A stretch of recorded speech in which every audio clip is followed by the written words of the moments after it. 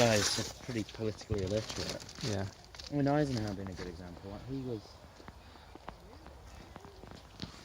like his political views were so like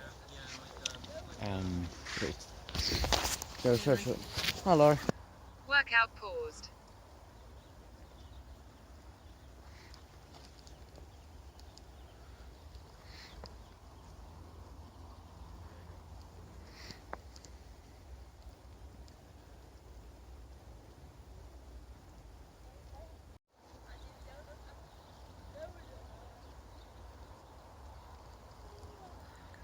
Workout paused.